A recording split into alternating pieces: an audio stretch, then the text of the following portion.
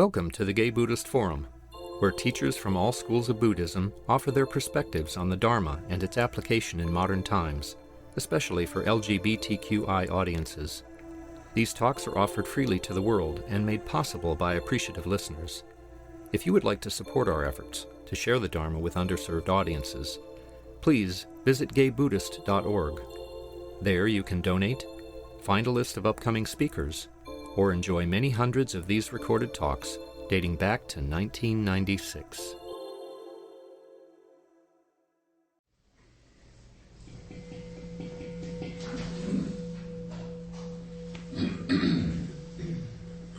Welcome back to the Gay Buddhist Fellowship. Our tradition is to introduce ourselves before we introduce our speaker. Before we do that, is there, just by show of hands, is there anyone returning after a long absence, or perhaps here for the first time? Welcome back. Anyone else? Great. Well, let's just go around and introduce yourself by first and or last name, as you prefer. I'm Tom Bruein. My name is Peter. Dan. My name is Manuel. Tom. Joe. Roger. My name is John Wessel. My name is Michael. I'm Bruce. My name is Tony Pasqua. Yes. George. My name is Roy. My name is Conrad. My name is John. Michael. Eric. Joe. My name is Bonnie. Tim Stewart.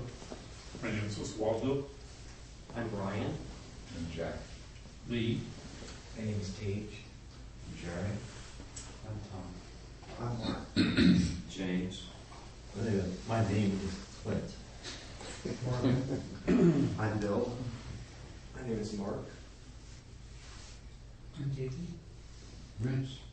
I'm Kay. Baruch. Daniel. My name's Jerry. Jeff. Joe. David Lewis.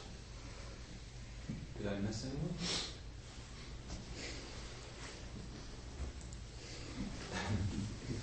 And I will introduce our speaker today is Trip Weil. Trip has been practicing Buddhist meditation since 2004. He is a participant in the Spirit Rocks Community Dharma Leader Program and a past participant in the Dedicated Practitioners Program. Formerly an attorney, Trip is a psychotherapist in private practice here in San Francisco. In his life and work, he's very interested in exploring healing at the intersection of therapy and spiritual practice. Please welcome Trip. Thank you. Thank you, Tom. Well, it's a pleasure to be here with you today. I think I'm going to just jump right in with what I'd like to talk about, which is difficult mind states, difficult emotions and thoughts, but focusing particularly on shame. And as I say that I want to jump right in, I think about what it's like to jump into cold water as a swimmer, and how there's really, in my experience, no good way to do that. You can try the slow and gradual method where the sensation moves slowly up the body, maybe hitting particular bits that are especially difficult and moving until the whole body is immersed. Or my favorite way is really just to go jumping right in and feel that bracing coldness all at once, and then start to get acclimated. But no matter how we do it, what this points to for me is the aversion that comes up when anticipating experiencing something that is unpleasant. And this just goes to our basic conditioning, the basic belief that the way to happiness is to avoid the unpleasant and to rest in the pleasant only. So as I think about shame, that sense of aversion comes up for me. I don't know what happened for each of you when I said that shame was going to be the focus of my talk today.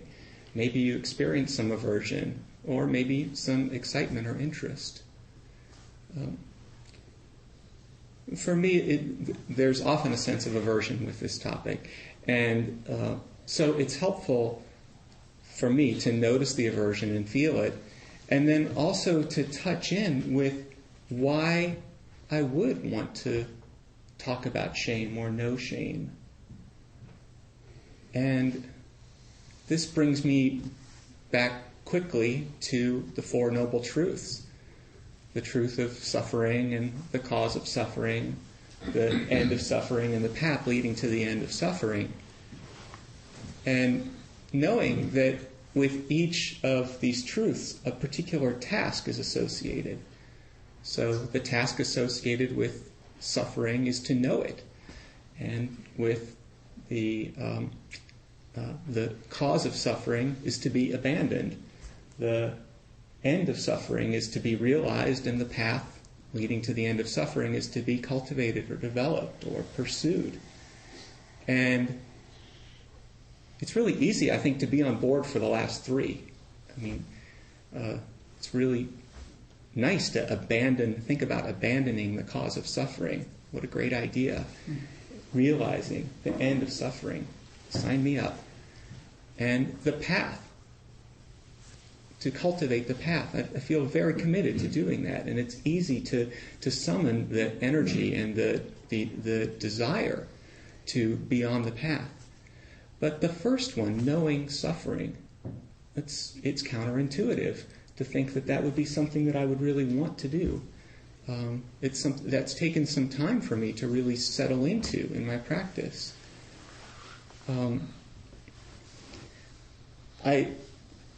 It's helpful to me to know simply that is what the Buddha taught, that we are to know suffering. I have a lot of faith in the teachings, so that helps. Another source of inspiration for me is what others have seen in their experience with practice. I go to the beautiful awakening poem of Izumi Shikibu, which is maybe familiar to some of you. She was a Zen practitioner practicing about 1,000 years ago, and wrote this on the occasion of her awakening. Watching the moon at midnight, solitary, mid-sky, I knew myself completely, no part left out. And I find such inspiration in that no part is left out, that we include the suffering, we include it all, and that this full moon at midnight, the awakened mind, knows it all. And then I also am inspired by the notion, this is taught by Ajahn Sumedho, that while it is an accurate reflection of the teachings to translate the task associated with knowing suffering, the task associated with suffering is to know it. But he said that a translation that's even more, that captures the flavor of the teaching more, is that we welcome it. We welcome our suffering. We welcome all of our experience. So it's in that spirit of knowing, welcoming, leaving no part out, that we turn to shame.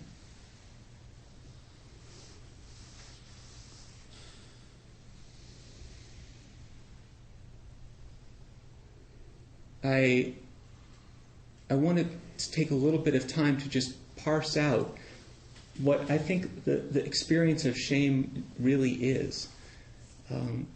It seems like it exists in a few different steps. The first is that something happens. I say or do something. Then I reflect on it. I think about what I did. And then I actually feel, like what does it feel like to reflect on that? What does it feel like to have done the thing that I'm thinking about, whatever it might be?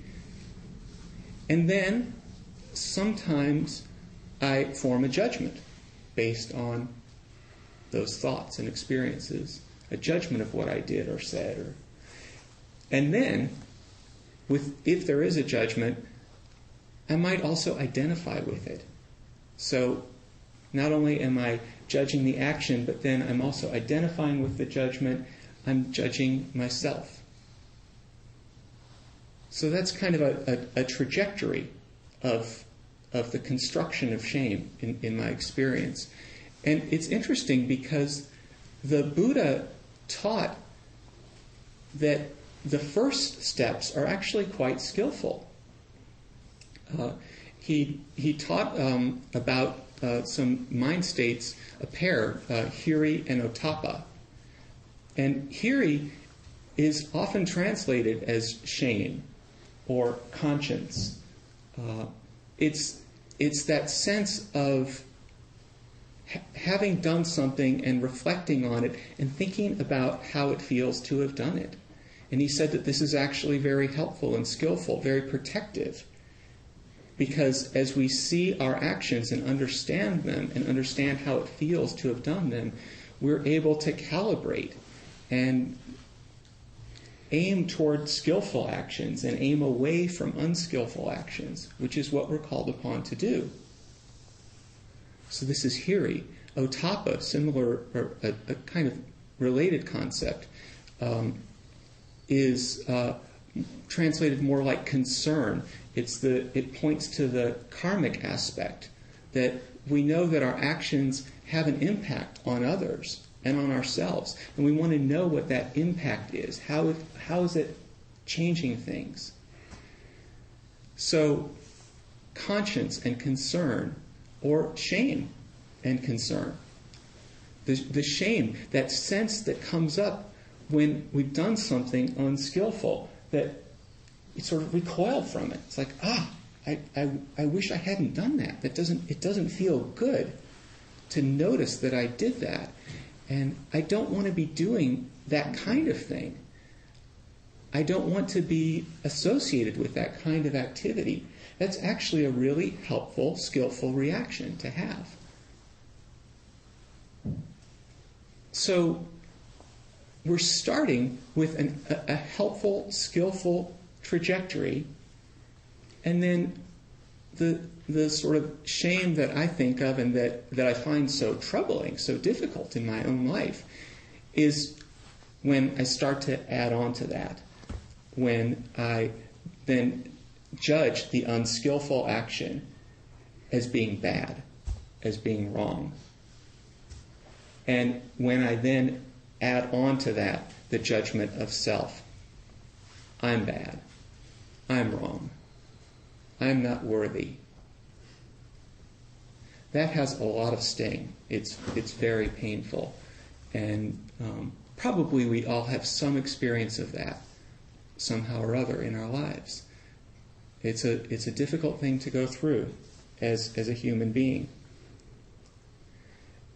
It's interesting, I think, to ask the question, why do we even do that? Like, why do we identify with being bad? Where does that come from? Like, why would it occur to the mind that would be a good idea? And I think the answer is really psychological. It's that if something is happening in the world that we think is bad, and we're seeing ourselves involved with it, it's actually, especially as a child, as a kid, to identify with the norms of the world creates a sense of safety. And even if that identification means that we have to feel bad, if that's the message that we're getting from the world, it's actually oddly safer to identify with it, to internalize it, than to go against it, because then at least the world makes sense. Get how to relate to the world.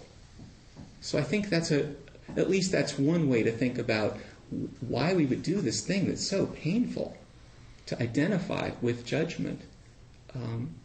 It's to create a sense of order and, safety. And it does work to an extent. So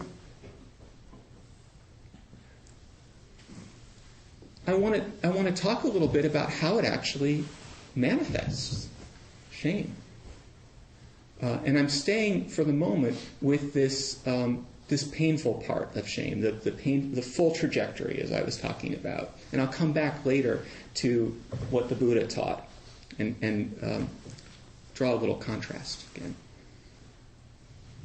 So for me, as I said, it can come up just with something. It comes up a lot with speech. I say something, and then I reflect on it, and then I think, oh, that was a stupid thing to say. And then, why do I do that? Why do I say things like that? I'm such an idiot.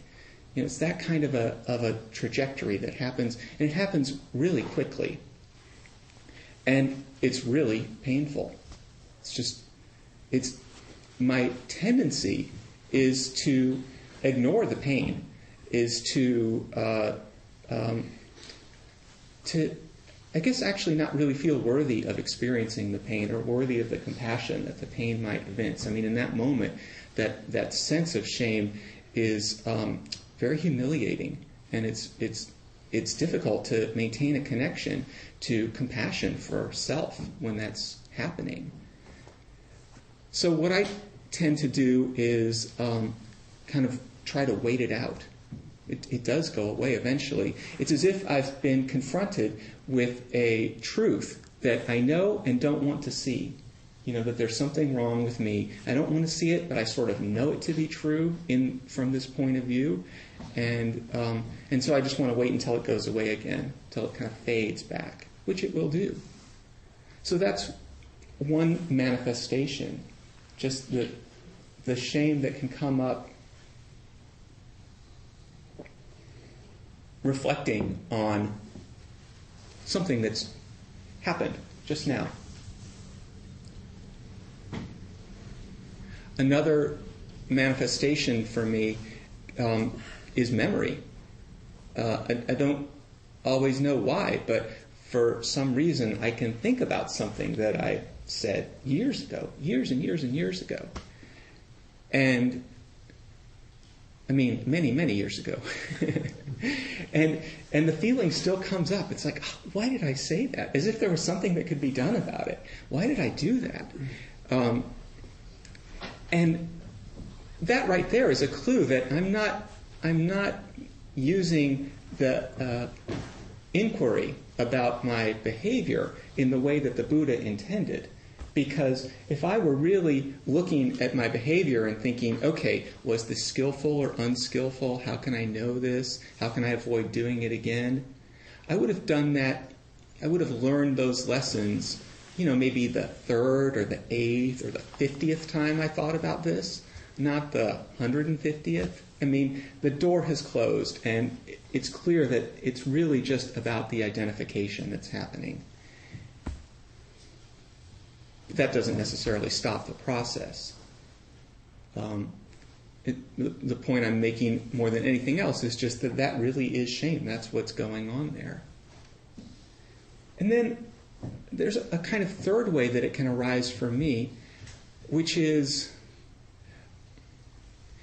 it's not associated with any particular activity, though it comes up in the present moment in an activity. So happens a lot for me with groups. If I'm in a group, either socially or related to work, and I've had a couple of recent experiences, one of each sort, that a social and then more professional situation, where this came up for me, where I'm in a group, typically of people I don't know real well, and I feel very unworthy. It's like I feel as if they all have something that I don't. Something is missing from me. Something is wrong. And in the moment, it just feels like the truth, like I'm actually feeling into the situation and I'm accurately perceiving something. They're kind of all up here and I'm kind of down here, and that's just how it is. And that's the identification. I mean, that's the highlight, I guess, of the identification, is that it just feels so real. It's like, oh, that's it. That's actually how it is. Lately, I've been sitting with that a little bit more, and I want to say that's obviously, confusing, painful, difficult experience to have. But lately, as I've been sitting with it a bit more, I started to see that underneath that experience is a belief that I hadn't really noticed so much before. The belief is that my very presence is harmful. That somehow just my mere being in the situation causes harm. When I saw that recently, it was actually kind of exciting. It's like, oh, there's something underneath this that I hadn't really noticed before. It really caught my attention. And I felt a lot of compassion about that experience, because I realized that I'm catching myself or putting myself in a deep bind, because on the one hand, I really want to connect with other people, to know them, to have them know me. So that's one piece of this. There's this strong desire for connection, this human yearning.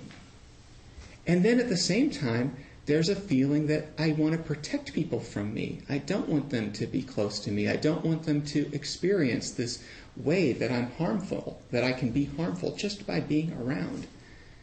And it's all, it's not that there's anything in that moment that I'm actually doing that's causing harm, but that's the feeling of it.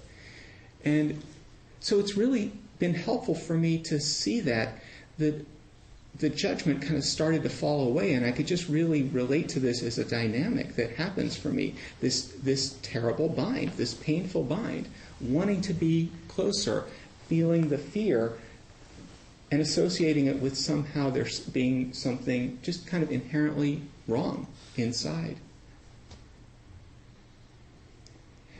And then I continued to stay with it to sort of see, well, where did I get this idea that I'm harmful just by my mere presence? And what I associated to fairly quickly was what it was like growing up gay for me. Feeling as a child, knowing as a young child, feeling that I was different from other boys, not as different from girls as I thought I was supposed to be. Feeling like, knowing that being gay, and when I say knowing, I mean knowing from around me and internalizing that being gay was wrong. It's just a basic syllogism. It's gay is bad, I am gay, I am bad. And it's that simple. It's the logic that, a 4-year-old can take in. And that's probably about the time I took it in. So it's really interesting to see that still is in me, because of course I've worked a lot with the basic premise that gay is bad, and I don't believe that anymore. I even know that in some way I never did believe it. But the imprint of that experience is here. It's like it feels as if it's a reservoir that can just be tapped into, and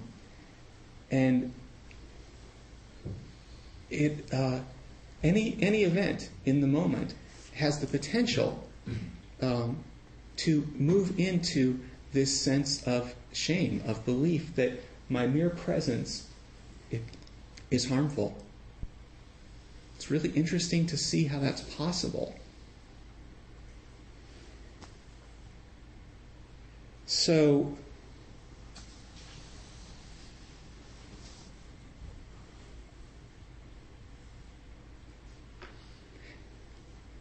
it's nice to have a way to understand my propensity to feel inadequate, especially in groups, to even though it's a painful connection to make, to see where it comes from, or at least a part of where it comes from. I don't think we ever really know where anything comes from. It's hard to try to piece that together, and maybe even not that important.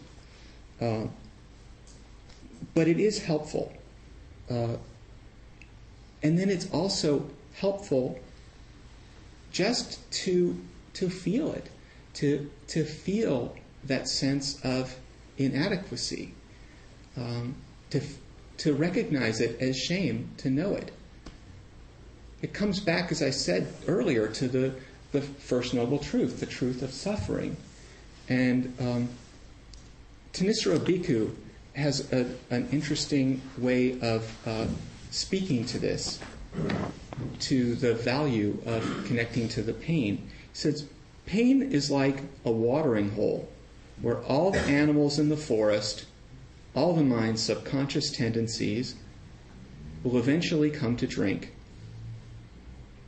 Just as a naturalist who wants to make a survey of the wildlife in a particular area can simply station himself near a watering hole, in the same way, a meditator who wants to understand the mind can simply keep watch right at pain in order to see what subconscious reactions will appear.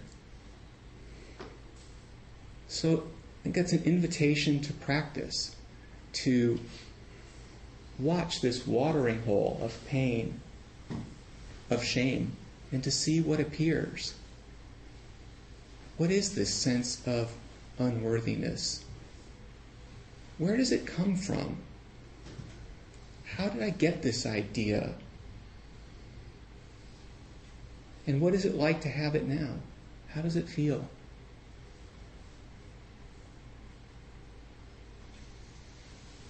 So that's one way to work with it, is to just be with it, to be with shame as this painful moment at the watering hole. I also find it helpful to step back and re-examine my actions when I'm aware of shame from the perspective that the Buddha was teaching, which is to really just know the impact. Was this skillful? Was this not skillful?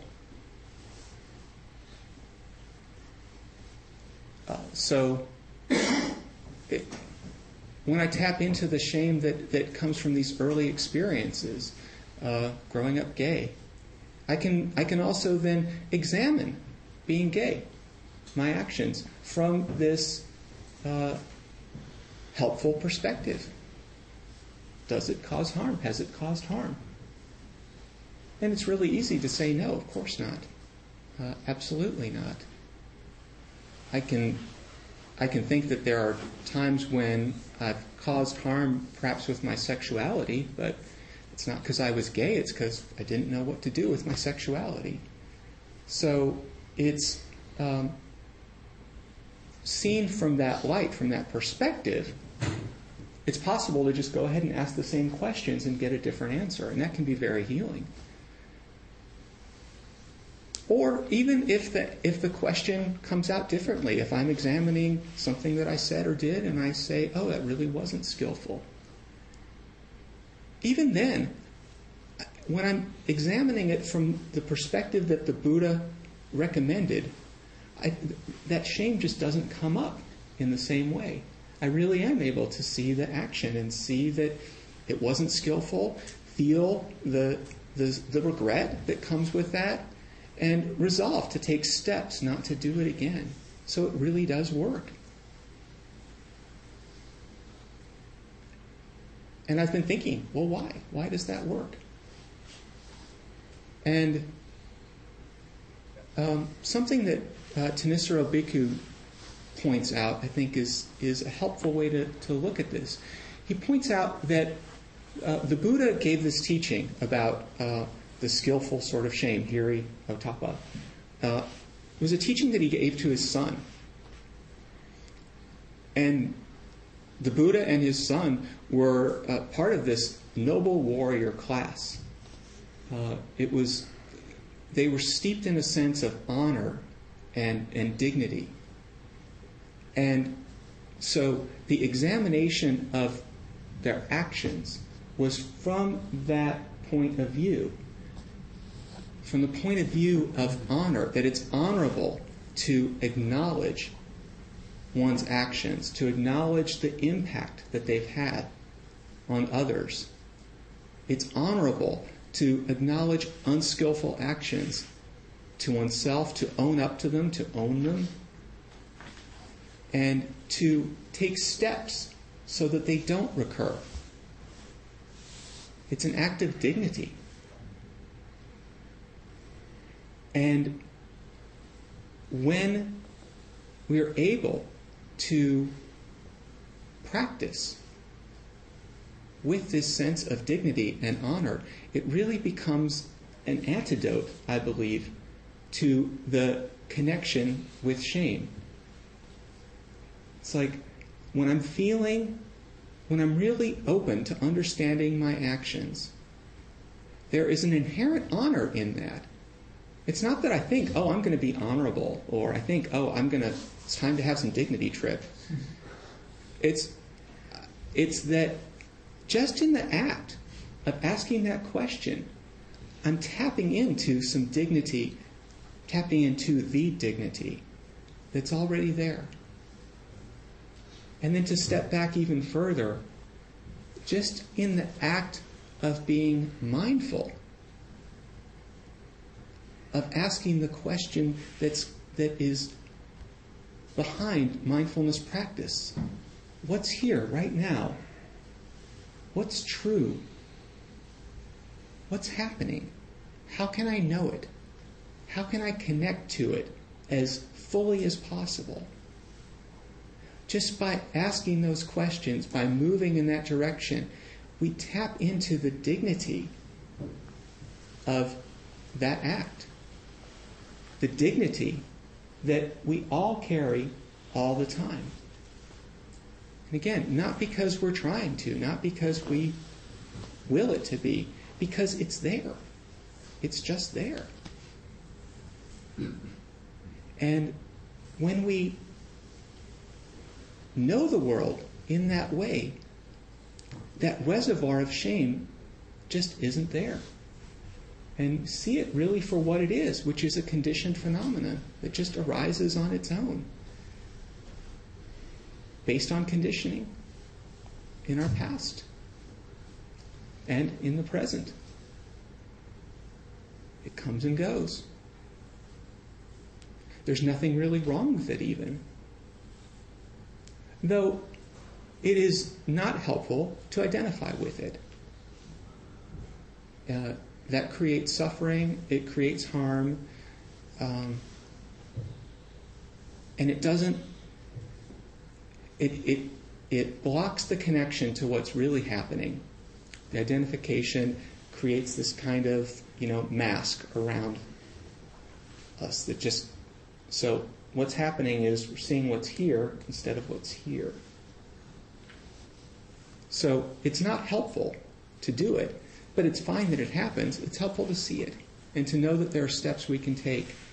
If it's shame, we can examine what we've done from this dignified, honorable point of view. We can practice, sit with it, know it. So that's what I wanted to say today. And we have some time for questions or comments. So I appreciate your attention. Would like to open it up. If anyone has anything. Yes? Do you have any thoughts about how to not identify with the feelings? There's a step of becoming aware of them, and there's a step of letting go. I'm curious about the step of letting go. Yeah. I think that the letting go just kind of happens when they're seen as they are. That from that point of honor of asking what have I done, how did it impact others, how is it impacting me, what am I going to do differently in the future?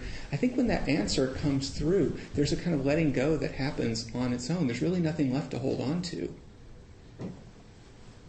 So, and then I think it's this brings up another thing that I was thinking about, which is how it can feel shame about feeling shame too. So it's like it's not so much that there's anything to let go of with that, but it's helpful to know, oh, that's what's actually happened. I'm feeling shame about my shame.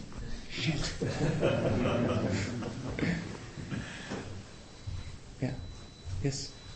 I really appreciated your talk, and I particularly appreciated the personalized your topic and make yourself vulnerable.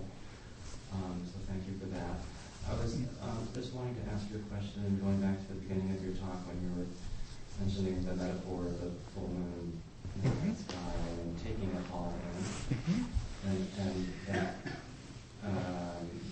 facilitating the process of looking at painful feelings. So what did you mean by taking it all in? Is it taking kind of like the 30,000-foot view so that you can see it, the good about yourself and hold that in your awareness as you look at the pain? I think sometimes it could come up like that, like the 30,000-foot view, but it can also, I think, be that really intimate connection with exactly what's here right now, with a sense of openness, with a sense of acceptance. So even feeling very fully, I feel unworthy. I think there's something wrong with me. Even really feeling that and knowing that is I think part of this teaching. It's like the mind has the capacity to simply hold that, and in fact, that's the way we're taught to awaken, is to cultivate the mind, to know the mind, or to know with the mind that can hold that in the same way it could hold the 10,000 joys and 10,000 sorrows. So I think it can be either kind of from a macro level or this very intimate connection. It's actually, I think I'm going to say one more thing. It's actually taught that it's not overall, it's not helpful really to think too much about, like, am I a good person or a bad person? Am I worthy or unworthy? That really aims us in the wrong direction. It's just not something that's worth spending a lot of time with, the Buddha taught, or any time with. It's not an inquiry that's going to lead to happiness, or lead to the end of suffering. And in fact, what will is knowing our actions, because that really is, in our intentions, because that's really what creates suffering or not. Thanks. So I want to return to your very opening about the swimming pool and cold water. I've always really disliked cold water. And so this is about the experience I've had with Stephen Levine's suggestions for method of dealing with pain, which might better actually be called suffering in this case. And I've used it successfully in two areas. One is after hip replacement with pain in my hip, and the other is swimming pools.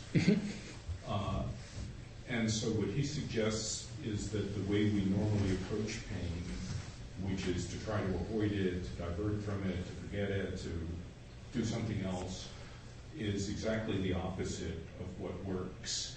And that rather instead, it's helpful, and I think this is consistent with what you're saying, to approach it by exploring it. Mm-hmm. What's its shape? What's its color? Does it vibrate? Is it steady? Does it, where is it? Does it move around? And to shift it from pain, and which better called suffering, the woe is me. Mm-hmm. This is painful. This is awful. It's cold. I don't like it. It's terrible. It would probably be worse. To do that sort of alleviates it. But I want to leave you with a question, which continues to puzzle me, which is, so I find this works, but most of the time when I go into even slightly cool swimming pools, I don't do it. Mm-hmm. I'm unwilling to do it, and I don't understand that. What do you know about this unwillingness? How are you aware of being unwilling? It crosses my mind to do it, and then I drop that. I drop that intention, and I go in. If it's cold, it's uncomfortable, it won't last that long. After I swim a little bit, it'll be fine. But it seems strange. Yeah. And I think this is what we do in much of the rest of our lives, from relationships to wars. And we find they don't work.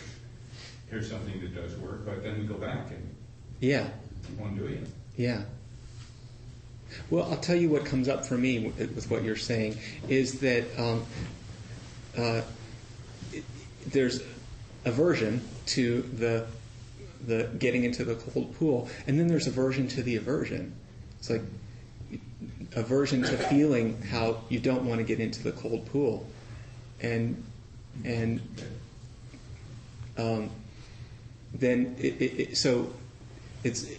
it seems I always find in my own practice that if I do want to be practicing, which I say I do and then I don't at times, if I do want to be practicing, the key for me is to back up until I can find something I can accept. Back up from the aversion to the aversion to the aversion, and however many levels of abstraction it has, until I can say, oh, this is what's happening right now. And I can be with this. And then move in from there. And sometimes that, just that basic connection to this is what's happening right now kind of gets me back into it. Yeah, so maybe that fits with the wider perspective of, as I understand it, of Buddhist philosophy and psychology, that when we really look at things, it all dissolves. Ourselves, our lives, and so forth. But we don't want to do that most of the time. Yeah, and this backing out process for me helps to start to move back in. Yes?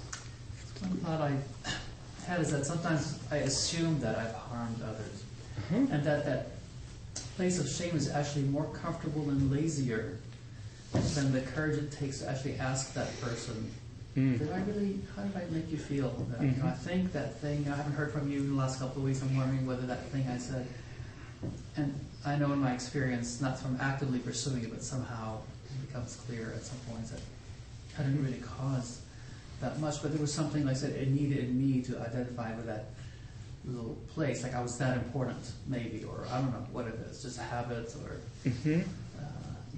and there's like, how about, that's the thing I like, that just trying not to assume so much, because I imagine that for those of us who are trying to be mindful most of the time, that maybe we cause trouble 30% of the time, but 70% of the time we're probably not so important. Yeah, you make some great points in that. I mean, one is just the importance of connecting with other people around this, to be able to bring it to other people, to be able to, and there's a real humility that you're, I think, pointing to in being able to check out with someone what's happened for you. It's transforming the humiliation into humility. Very close to each other, but very different in terms of how to work with it. There's a lot of strength and courage that comes with that. And then also, it's a great point that there are so many assumptions about how we're impacting others. We never really know. Even when we ask, we don't really know. I mean, we just sort of hear an answer. But it's that it is that identification. We want to believe that we know everything. I mean, that's kind of the fantasy. Like, I know everything that's going on. I know what everyone is thinking. I can tell which ones of you are bored and who's interested and all that kind of stuff. It's like that would be like the fantasy. The reality is, I have no idea. None at all. And it might be that my friend who got very upset at what I said, actually later on, that was a transformative experience for them, not in a way that's major, but, it kind of made them shift about something and help them, so we don't know how it is in the moment. So. It could be diametrically opposed to what we would imagine. Yeah, so it's that freshness. So I think we need to stop now. We're at about 10 of. A couple minutes? Okay, good. Yeah. I was listening to you talk and at the same time kind of like on parallel track, trying to incorporate with my own experience. It was interesting. I think there's a distinction between shame and embarrassment. I know in situations where I say something that might be clumsy or inept or do something in a way that isn't skillful, I feel embarrassed. And it's a feeling that it's unpleasant, but it passes pretty rapidly. I actually think shame is just something that comes from the outside that we take in at a very early age. You touched upon it. And of course, you have a room of came in. I think we're all very familiar with the experience of shame, and we're all, because we have this homophobic, sex-phobic culture that teaches us about what's the appropriate way to be and what's the inappropriate way.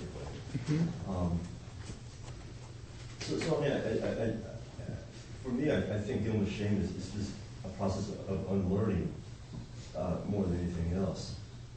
It's just basically the message we see from the culture about what's appropriate and inappropriate, just rather than taking them without challenging them.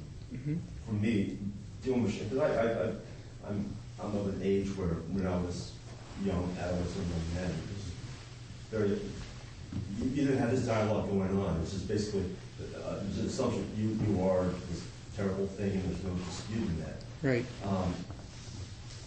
And so it's taken me many decades to unlearn that lesson. But that's where the shame comes from. I think is having to deal with these messages that don't jive with who we really see ourselves, and then believing messages rather than the reality of who we are. So I just want to throw that. I think a lot of dealing with shame is just a lot of process of trying to unlearn messages that we receive. Yeah, I think that's right. It's that internalization or the identification with things that aren't really true. Or even we can identify with things that are true. I mean, it's possible to feel shame about something that, the difficult sort of Western style of shame can come up around something that actually really wasn't good to do. But I think what you're pointing to in terms of like making the distinction with embarrassment is that there's a way that it's possible even to let go of that, even to let go of having done something really bad. Well, I just remember, I don't know if it's possible enough. I remember reading about this interview with the Dalai Lama where somebody brought up the topic of self-contempt or low self-esteem, and the Dalai Lama, according to what I read, couldn't even grasp what that was about until they explained it. Then he just started crying because he felt how horrible to be in that state. Yeah. I think we're more of a shame-based culture than a lot of other cultures. Right. Well, I may be wrong on that. No, I think you're right. It's pretty endemic. Yeah. So, thank you. Thank you very much. Are there any announcements? Jim? Yeah, next week's speaker is Donald Wofford, who many of you know, comes out every year. He has long been associated with the Buddhist Peace Fellowship and with socially engaged Buddhist practices, and his talks are always worthwhile. Yes, I'm Kei Matsuda, and I work with let you know that the annual GBF Thanksgiving potluck will happen on Thanksgiving Day at 4 o'clock at my place in East Bay. And if you're interested in coming, please let me know. For this potluck, we charge for 48 dishes, a little more than the regular event. And handouts outside. Any other announcements? We have Jim. Tom Morrissey and I sing with the San Francisco Choral Society next Saturday and Sunday afternoon. We're going to give a gorgeous concert. Calvary Presbyterian Philharmonic play. Cheap. You can walk in last minute. It's really ravishing music, so consider it. I got some flyers if you're interested. Anything else? I can go back on Shane. Tony, would you like to? Yes, I'm the host today, and welcome. There are some goodies out there, so please indulge. And if you have tea, we ask that you wash your cup in the hot soapy water that's in the sink, rinse it, and then put it in the drying rack. On this table over here, you'll find a sign-up sheet. If you're new to the Sangha or if your address has changed or something, please go over there and sign up for the mailing list if you wish to do so.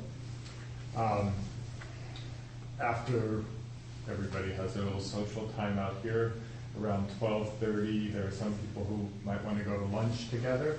If you would like to participate in that, hang out by the front door and a group of people will gather there and pick a place to go and have lunch. And also, I'll be coming around with the Dharma bowl and asking you to give as much as you can to support the Sangha. And we recommend between $5 and $8, but of course whatever you can give is welcome and appreciated. Thank you.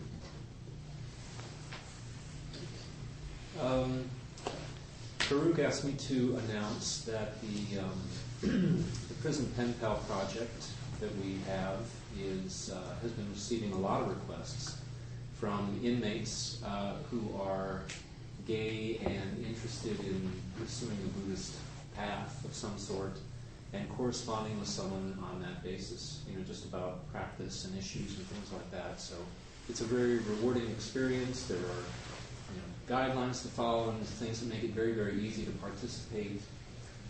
So if you're interested, you can either ask me or email Farouk Golden on the list. There's about 20 people waiting right now who would love to have a correspondent. Is there any way we can know something about those people before we commit to that? I mean, do they have like letters that describe?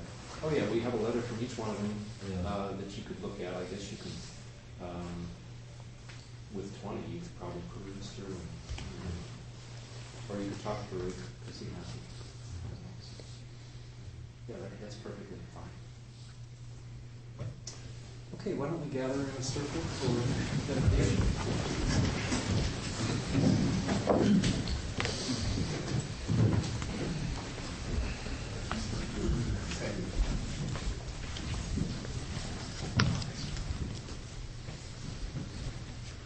So, I'd like to make a dedication. By the power and truth of this practice, may all beings have happiness and the causes of happiness. May all be free from sorrow and the causes of sorrow. May all never be separated from the sacred happiness which is without sorrow, and may all live in equanimity without too much attachment or too much aversion, and live believing in the equality of all that lives.